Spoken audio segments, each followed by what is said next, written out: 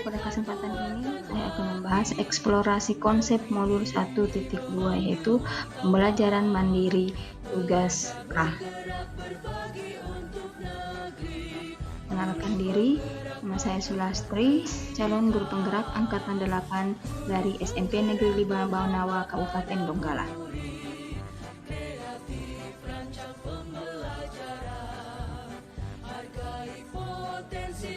Pemahaman mandiri ini saya akan membahas bagaimana memahami cara belajar, tahap berkembang anak, pengaruhnya pada pembentukan kebiasaan dan nilai-nilai hidup. Ya, kenapa demikian? Kedua, menurut Bapak Ibu, nilai-nilai apa yang perlu dikuatkan sebagai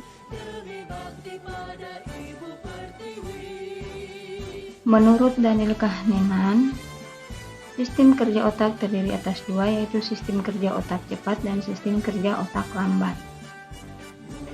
Sistem kerja otak cepat dikelola oleh otak mamalia dan otak reptil. Otak mamalia lebih mengarah pada aktivitas perasaan, emosi, memori, kekebalan, dan lain-lain. Sistem otak mamalia ini berperan besar di dalam mengatur emosional dan kognitif manusia.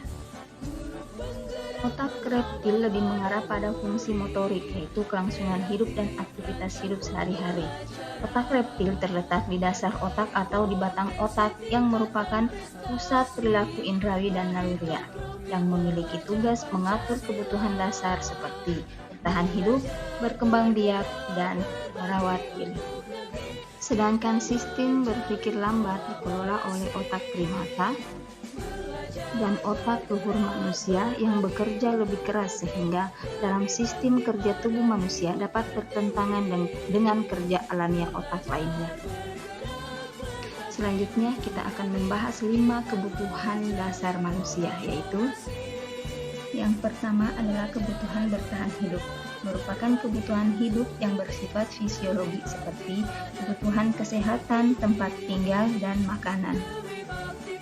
Yang kedua adalah kebutuhan kasih sayang dan rasa diterima.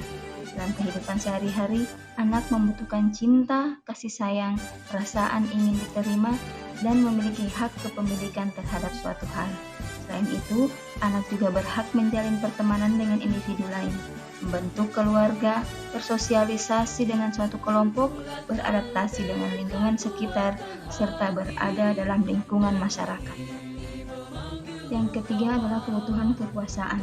Pada tahapan ini, anak membutuhkan kekuasaan untuk mengeksplor kekuatan dan kelemahan diri untuk mencapai kebutuhan tertinggi yang dimilikinya agar tercapai apa yang diinginkan. Seorang anak butuh pengakuan atas kompetensi yang dimiliki, penghargaan akan capaian yang diperoleh, hak untuk merasakan penghormatan dari orang lain, menjadi orang yang dipercaya di dalam lingkungan, atau dan sebagainya. Kebutuhan keempat adalah kebutuhan kebebasan. Setiap anak bebas dalam melakukan apa yang menjadi haknya, bebas mengeluarkan pendapat, bebas bereksplorasi, dan bebas menentukan pilihan hidup tanpa ada tekanan dari orang lain. Misalkan, anak memiliki tujuan untuk menjadikan dirinya sebagai ketua OSIS, maka dia akan rela berjuang untuk mencapai keinginannya tersebut. Namun, jika anak tersebut gagal dalam memenuhi kebutuhannya, biasanya berdampak pada ketidakpuasan dan perasaan tidak percaya diri akan kompetensi dirinya. Dan kebutuhan yang kelima adalah kebutuhan kesenangan. Anak yang sudah dapat memenuhi kebutuhan dasarnya, maka secara naluriah mereka akan melangkah ke kebutuhan selanjutnya, yaitu kebutuhan kesenangan yang merupakan kebutuhan akan rasa aman secara fisik dan emosional pada kebutuhan dasar manusia. Kebutuhan rasa senang ini sangat banyak dirasakan oleh anak. Misalkan, orang tua melindungi anak dari ancaman luar.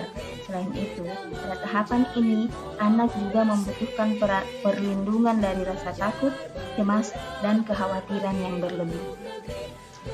Selanjutnya, saya akan membahas tahap tumbuh kembang anak beserta pengaruhnya pada pembentukan kebiasaan dan nilai-nilai hidup manusia. Yang pertama adalah tingkatan wiraga. Pada periode ini, rentang usia anak adalah 0-8 tahun. Pada periode ini, guru lebih banyak fokus pada pemberian akses dan penyediaan pengalaman belajar untuk anak, agar mereka lebih bebas bereksplorasi. Karena pada tahap ini, motorik dan sensorik anak sedang dalam masa pertumbuhan. Tingkatan berikut adalah tingkatan wiraga wirama.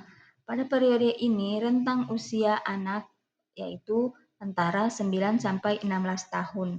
Pada periode ini, peran guru adalah sebagai penuntun anak untuk melakukan pembiasaan, menghayati, dan menyadari bahwa melakukan hal-hal baik harus dilakukan atas kesadaran, bukan sekedar mengikuti aturan yang telah ditetapkan.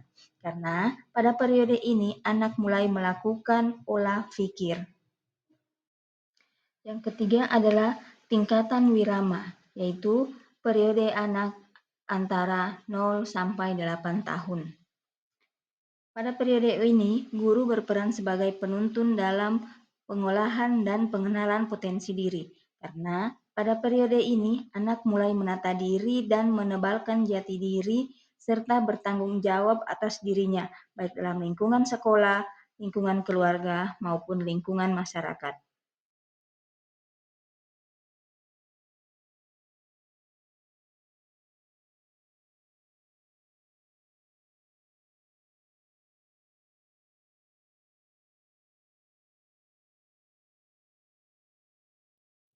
Nilai yang pertama adalah mandiri, di mana guru harus selalu belajar untuk meningkatkan kompetensi diri terkait kemampuan dalam melakukan pembelajaran.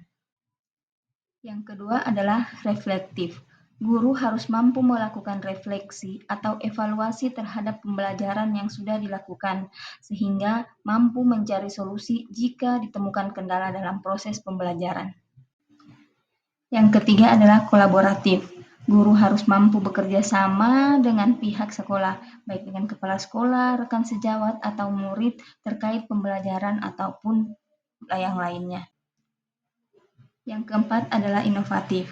Guru harus selalu mencari inovasi atau ide-ide untuk melakukan pembelajaran yang menyenangkan bagi siswa.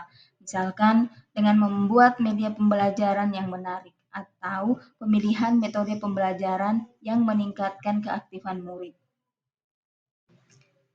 Nilai yang kelima adalah pembelajaran yang berpihak pada murid. Seorang guru dalam melakukan pembelajaran harus berpihak pada murid. Desain atau merancang pembelajaran diharapkan sesuai dengan kebutuhan murid, sehingga menjadikan murid merdeka dan mencapai kebahagiaan yang setinggi-tingginya. Demikian pembahasan pemahaman mandiri dari saya, semoga bermanfaat untuk kita semua. Billahi taufiq wal hidayah. Assalamualaikum warahmatullahi wabarakatuh. Tabe.